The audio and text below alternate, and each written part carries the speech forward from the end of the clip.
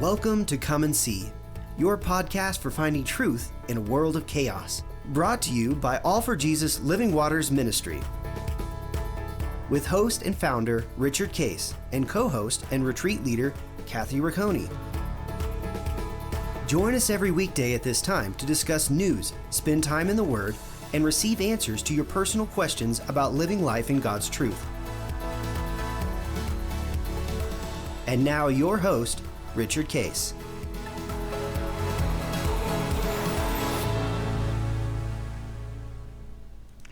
Well, good morning, Kathy.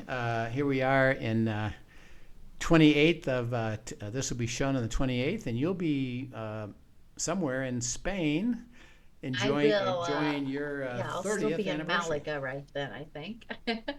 I think I will be in Malaga that day, so looking forward to it. That'll be fun. Because we tape, obviously we'll be taping here in February before you go. Well into March. We won't be able to hear about this till later in March, but yes, it'll be exciting to hear just how beautiful the trip will be and how what a joy it is to see beautiful places in the world and experience intimacy with you and Dan, and it'll be just spectacular. Right. Yeah. So You even said something last time. You were talking a little bit about just fostering intimacy with the Father and the importance of Sabbath and that sort of thing. And I think that's such an important parallel even to see. It takes intentionality to foster intimacy. yeah. And that's something we need to do in our covenant relationship of marriage, as well as in our covenant relationship with God, is setting aside time and space really to foster intimacy with intentionality. So Really is. that'll be a sweet time of that for us. Yeah. One thing, that you guys have learned how to do really well, and you've demonstrated it, with your taking time, like you took. I know you took Dan down to Boston to see the Hamilton. Yeah, we sure did. And stayed overnight, and I had a good time down there. And the one thing that we actually learned it really just kind of a interesting commitment, and we didn't even know what it was. But when we were first married, and we became believers after we got married, and then the first 7, 8, 10 years, we were Christians, and I'm a seminary graduate, but it was just living an intellectual life. So we had problems. We had some issues in life, where there was conflict, and we weren't awful, but there were times when we weren't thriving. That's for sure. And we didn't know any of the stuff that we learned later, having made some mistakes, particularly. But the one thing that we, for some reason, we both received this and did it, is that we knew that spending time together was important. Right. And so, and we got married. Remember, I'm 20 and she's 20 or 18, and she has all 3 kids by the time she's 26. Wow. And so, when you with babies, particularly, It's hard to carve that time out. it's hard to It's carve so time out. important. And there's a thought that, well, I really can't get away because, and for some reason, we were just, what, we're going to take the time and do it. So what we did is once a quarter, ever since we first couple of years of marriage, we took off and left the kids with somebody, and Right. and even nursing babies, because you could nurse for a couple of days to be able to give them the milk that they need. Right. And then we would go, and we would just get away from the house to a different place. And particularly sometimes when we were going through the bankruptcy and stuff, we didn't have any money. We just went to a really cheap place, but we got away. Right. And we did that every quarter. And then what we did is we always had a really nice vacation with the family. And our kids have been all over the world with us. And then we took a separate vacation just with us. And so we Right. learned that Sabbath issue, which we didn't have any clue what it meant. But we recognized over time is how important that intimacy was. And then when we realized it, we of course then planned, like you say, and became intentional. And then we've lived it out ever since. And we're trying to teach others that as a couple, your primary relationship is first of all you and God personally, then you two together with God, and keep that intentionality so that I know you've done that and you're intentionally planning to spend a period of time, and it'll just be you and Dan. I know you're gonna meet some friends there for a couple of days, but we're there for several days first on our own. Yeah, that you're there, and it's just going to be you two away from the normal. When you get away from the normal, it's interesting. Your whole emotion and thinking kind of gets some freedom to it and some joy to it because you're not in that same pattern. So it's not about even just taking time at your house. It's getting away into a different culture or a different environment. So it'll be exciting to see what happened. With you, and I know you're excited about it, and I know Dan's excited about it. What a privilege that is. Absolutely. We've been talking about prayer. Remember, prayer is just dialogue, intimacy with God. We're going to keep repeating one thing that came up that you said is that intimacy, what? Always precedes power and assignment. It always precedes power and in other words, intimacy precedes life. The life of God gives you the ability to live the life of God. And the experience of it in reality and in the world with the power that it takes to overcome, with the assignment of where does he want me to fulfill his life for me now, which, by the way, just think of what we're saying here is that Kathy and Dan's assignment is we'll go spend time together. Right. That's and enjoy one another. That's a worthy assignment. That's a worthy assignment. So it's not even in our definition of, well, I got to go do something. A lot of times it's would just be together and enjoy each other. Right. So take that for just a second, because I think that is also that very same principle people apply in their relationship with God, that they assume that should be transactional. They equate doing for God with being with him. And sometimes even our assignment from him, it does always just start with intimacy, but he won't even give us an assignment until we're at his feet. Yeah. And I think we so hang our value on what we do and what we produce in this culture that we flip that so often. And just, if we could just get our heads around how important being, if you and Linda only worked side by side doing things together and producing things and never talked in the middle of it all and communicated, what an utterly miserable marriage that would be. Yeah. Right? Yeah. There would not be joy in that. Yeah. It is the intimacy, the relational, the emotional, the spiritual connection that makes that a joy, correct? Yeah, and it's I'm the reason I'm laughing is that there is no way that I can be with Linda and she's not going to be talking. That's fair. Because that's her joy. We were just explaining about being down in the Caymans, and this is maybe 10, 12 years ago.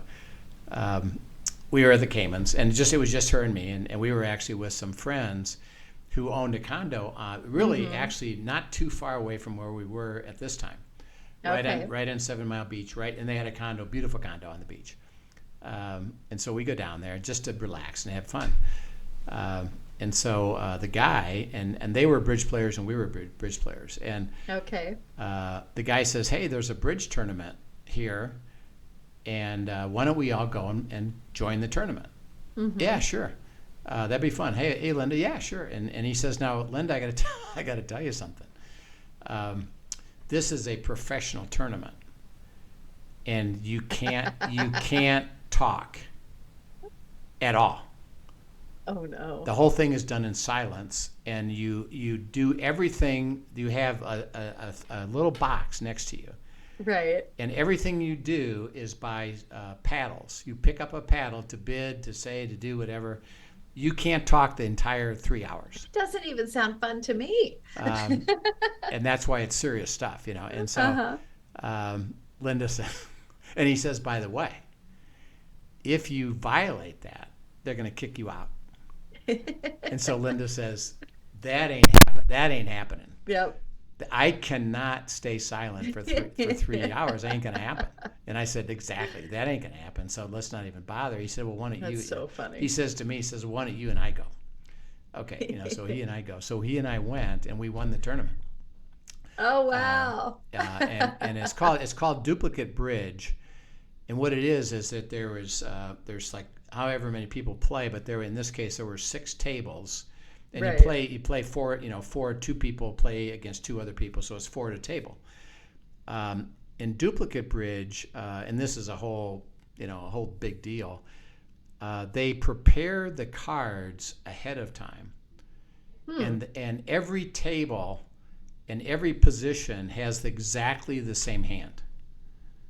That's why it's called duplicate. So the table that's fascinating. Table next to us is playing exactly the hands that we're playing, and all the other 6. And the person, so I'm sitting across from this guy. So there's really no randomness in, okay, you can say I got better cards than that table or worse cards than that table. You've been given the same thing, and so what you do with it is truly reliant on your skill and insight into the game. How good are you at playing these games? So I still wouldn't like it being quiet, but that's fascinating. So, and the difference is that they give you these. They're purposely set up so that you're going to have to do an assessment. Mm-hmm. And should I take that risk in bidding? And it's bidding, because you get points when you bid. Right. So do you and the biggest one is called the Grand Slam, where you win all the tricks. Okay. And you bid it and win it. So you gotta say, should I bid it? Right. Because even a minor slam, which is getting all but one card, one trick, that's a lot of points too. So a lot of people kind of stop short and say, I'll go for the minor slam, not the Grand Slam. And then if you win it, you do. And so you gotta take the risk to bid it. And then, by the way, you actually have to win it. It's winnable, but it's how you play it. Right. And there's certain things to it, And so we bid this one little thing. We bid the Grand Slam, and we did it, and that put us over the top in terms of points. So it was quite fun. And Linda was not there. Yeah, I cannot see her enjoying that in the least. No. And this is, by the way, I'll send you pictures of this. We're in the Caymans, and there's a place called Stingray City. And it's where it's a sandbar, and you take a boat out there. You all get out of the boat, and you're standing in about waist high deep water. Right. And you can see your feet in that water. It's stunning. Yeah. And it's way far out. It just happens to be a sandbar, and it happens to be a place where stingrays assemble. So they do, and then the guide starts to interact with the stingray and you, and so and it's always kind of funny, but this is likely it happened. They pick Linda as first, of course. And so, hey honey, come here, and she's already like, I don't know about this. Right. And so, come here. He says, turn around, and he places the stingray on her head. Oh my goodness. And you could hear Linda screaming in the Cayman Islands. Oh my goodness. And everybody on the boat and all the boats next to us were just laughing, and we're having the greatest time. And she was just screaming about, get that off of me, And then he kept saying, no, here, touch this, and and the whole thing. And I've got pictures of it all. That's great. So it's really funny. But everybody had a good time. And Linda, she obviously she gets a little bit frightened about stuff, but she had a good time too, and so that's Linda, the life of the party, So we had a great time. Well, as we're working on this life of prayer and intimacy, and we've talked about it, is we talked last time about the prayer of Christ. Let's look at another scenario where Paul actually comes to know Christ, and then what happens through all this. So if you go to Acts chapter 9, and let's just take the first part of this to start with. Just do verses 1 through 8, 1 through 9, which is the experience he has with Christ. Great. Then Saul, still breathing threats and murder against the disciples of the Lord, went to the high priest and asked letters from him to the synagogues of Damascus, so that if he found any who were of the way, whether men or women, he might bring them bound to Jerusalem. As he journeyed, he came near Damascus, and suddenly a light shone around him from heaven.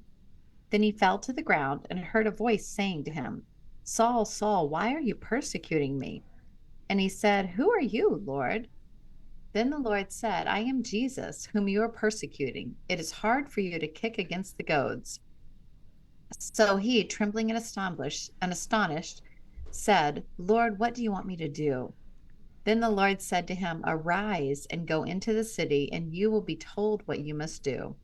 And the men who journeyed with him stood speechless, hearing a voice, but seeing no one. Then Saul arose from the ground, and when his eyes were open, he saw no one. But they led him by the hand and brought him to Damascus. And he was there 3 days without sight, and neither ate nor drank. Okay. And by the way, when it says he neither ate nor drank, it doesn't mean that he didn't have water. He just didn't drink normal.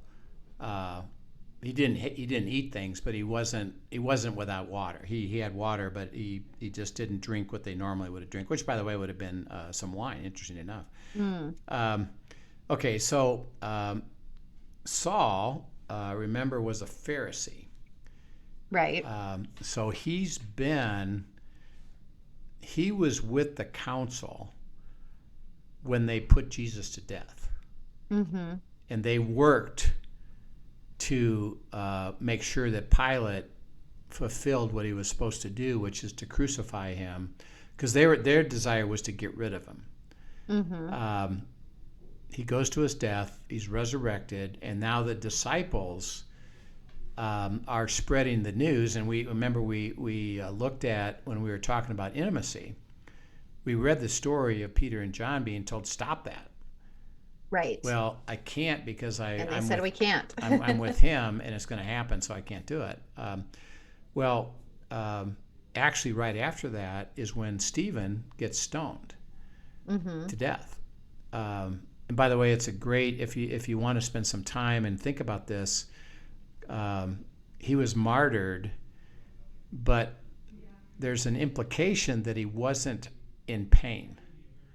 And it's really interesting to go through that and see it, that he was protected while because he said, "I see Jesus and I'm going home," and it's really interesting. But so that's a whole different thing. But guess who was standing there? Saul. Saul was, yeah. I'm joining to shut this down.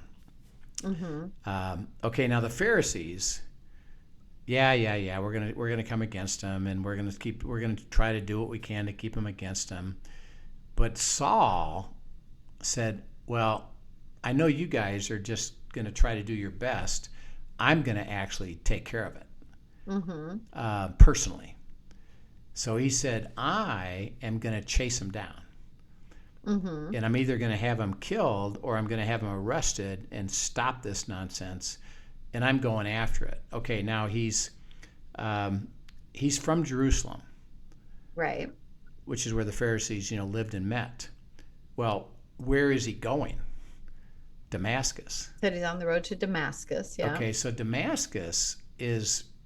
Remember, Jesus lived most of his life in Galilee, north of Jerusalem. And when he went from Galilee to Jerusalem, it took him at least a week to walk with his family and with others from Galilee down to Jerusalem. Okay. Damascus is even further. Okay. And it's basically Lebanon. So I'm going to walk. Paul's going to go from Jerusalem to Damascus. Mm-hmm. And he says, what's his intention? I'm going to get everybody I can and stop this nonsense.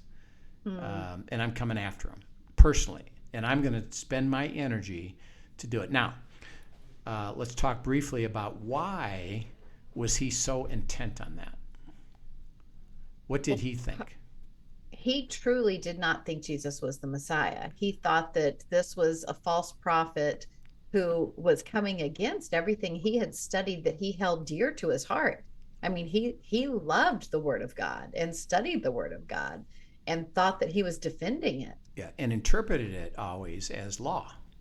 Mm-hmm. And hey, we got to live by this law, and we know the law. And by the way, he was part of it. It was both biblical, but it was all the stuff that they added to it, Right. as yeah, well. That's true too. That he was, thinking it was right. And Jesus kept saying, "It's not about law. It's about heart." Right. And so it's got to be wrong, and this isn't right. And I'm a follower of God, and he isn't. I'm going to shut this down, and I believe what I'm doing is right. And so he's attacking, persecuting, coming against Christians, and he's on his way to Damascus. Okay, so what happens here? Suddenly, he sees a light shine around him from the heaven, and he falls to the ground, and he hears Jesus say, what does Jesus say in verse 4? He says, Saul, Saul, why are you persecuting me? Okay, why are you persecuting me? Now, that's an interesting statement. In a sense, he's persecuting followers of Jesus. Right. He didn't say, why are you persecuting the followers of Jesus, the disciples? He says, why are you persecuting me? Okay, now this is in light of what we're trying to say. Why did he say that? Why are you persecuting me? I would think it has to do with the unity. The unity, the intimacy. Because we are intimate with him. Yeah. The Holy Spirit dwells within us. Yeah. Yeah, because see, he says, I am within them. When you're persecuting them, you're persecuting me. Right. And by the way, Jesus had said this already once before when he talked, this is in Luke, he says, go offer your peace. If they receive it, stay with them and disciple them. If they don't, reject, say, okay, I take back my peace, I dust my feet off, and I say the kingdom of God was here, but I'm moving on. He says, and then he makes a statement. Actually, it's not you they're coming against. Who are they coming against? Jesus says, me. Yeah, that they're coming against him. So don't take it personal. They're actually coming against me because you're with me. And so that's what he says to Saul, is that because they're me living out the invisible power of God in a physical person, because the Holy Spirit's within him, why? He just says, why are you persecuting me? Now, and again, you think of all that Jesus is up to here. He could have said, stop it.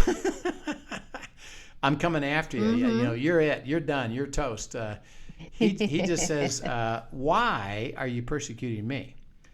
Okay, now Saul's answer, remember, now interesting enough, Saul is in prayer with God. How come? He's in prayer. You're cutting out on me a little bit. Why is he in prayer with God? Because he's in dialogue with God. He's in dialogue with him, yeah. Having a conversation. I heard God say something, and he says in verse 5, what is his response?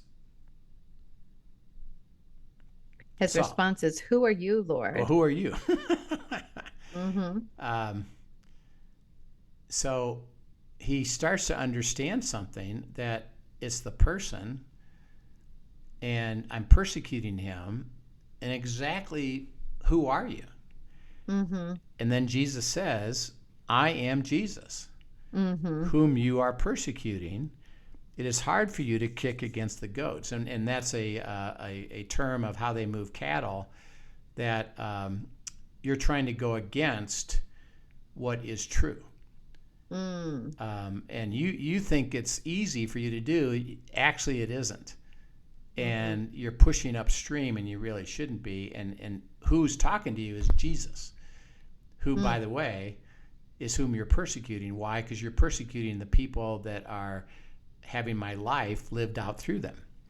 Okay, now this is cool. In verse 6, how does he respond? He says, so trembling and astonished, said, Lord, what do you want me to do? Okay. This is a remarkable statement. He's coming against him. I believe in everything I believe in, and I think what I'm doing is right.